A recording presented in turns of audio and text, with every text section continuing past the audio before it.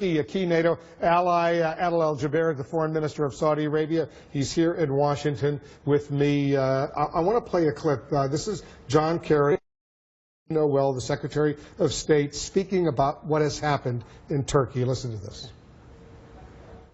As of this moment, Turkey's cooperation with us in our counterterrorism efforts, in our NATO obligations, and in our regional efforts with respect to Syria and ISIS have not been affected negatively. All of that has continued as before.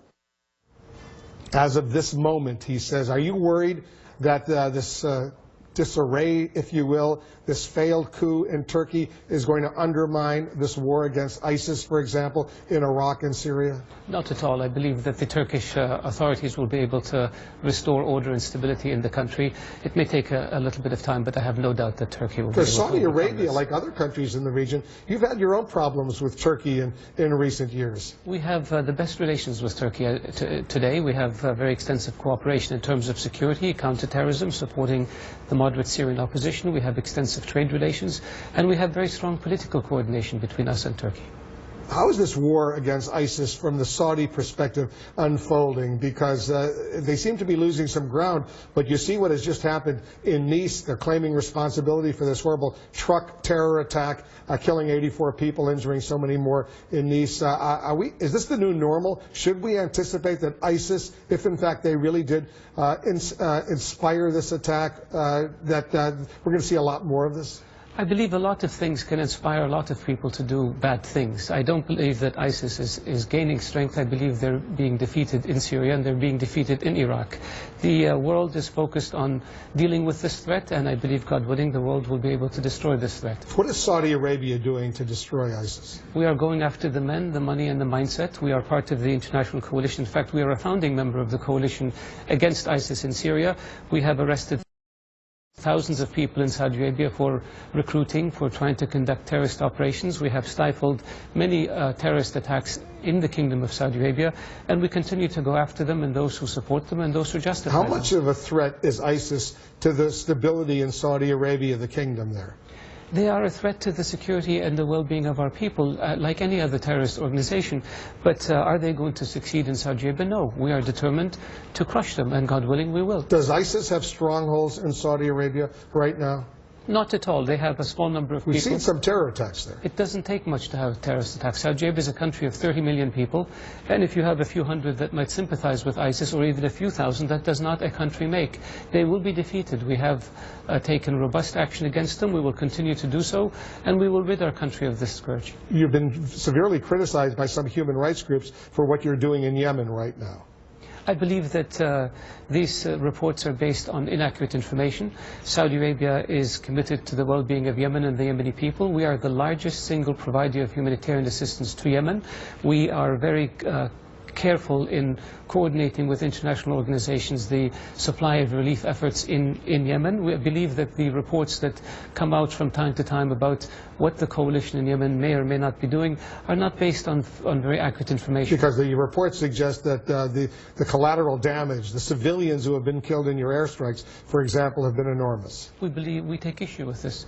We adhere to international humanitarian law and the laws of war.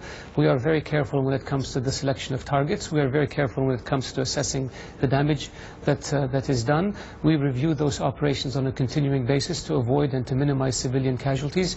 Where an incident takes place, we review it. We put in place mechanisms to ensure that it does not happen again. And this is how we operate. And we have members of allied countries with us in the and who are part and parcel of this review. As you know, the U.S. government yesterday released those 28 pages that until yesterday had been classified, talking about the suggestion that maybe Saudi Arabia played some sort of role in the 9/11 attacks. One of the lines in the conclusion in this declassified report, quote, while in the United States, some of the September 11 hijackers were in contact with and received support or assistance from individuals who may be connected to the Saudi government. You've seen the report. I want you to respond to that specific suggestion. I believe that the surprise in the 28 pages is that there is no surprise.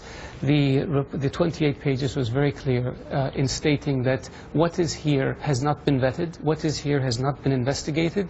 The congressional inquiry is not in a position to conduct such an investigation, and so therefore they don't have conclusions.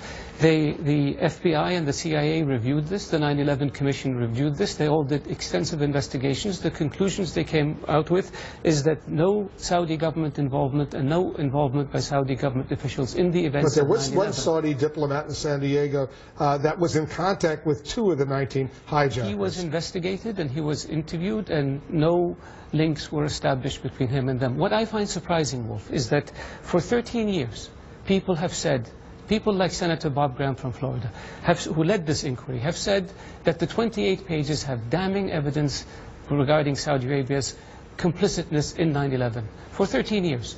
Meanwhile, the report itself says we don't know if the links are valid. We cannot investigate these links. We can't come to conclusions. And when the appropriate agencies, the 9/11 Commission and the FBI and CIA, investigated those leads and came out with conclusions that say there's no there, he continued to mislead the public by saying there is a there. Very quickly, because we're out of time, and I know you got to run. Donald Trump, the Republican presidential presumptive nominee, he often speaks about Saudi Arabia, what he would do as president. I'm going to play a clip for you, then we'll get your response. This is Donald Trump. Saudi Arabia, I like the Saudis. They're very nice. I make a lot of money with them. They buy all sorts of my stuff, all kinds of toys from Trump. They pay me millions and hundreds of millions. But you know what?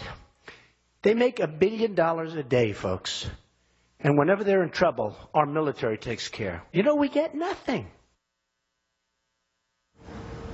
Nothing. He says you're making $1 billion a day, and the United States takes care of you militarily, and you don't respond in kind. At least he likes us. The Kingdom of Saudi Arabia is an ally that carries its own weight. We have always supported ourselves. We have not relied on anyone to provide any assistance to us. When you look at the Gulf War to liberate Kuwait, the Kingdom of Saudi Arabia assumed the lion's share of the financial burden of that war. When you look at other operations that have taken place in the region, the Kingdom of Saudi Arabia carries its own weight.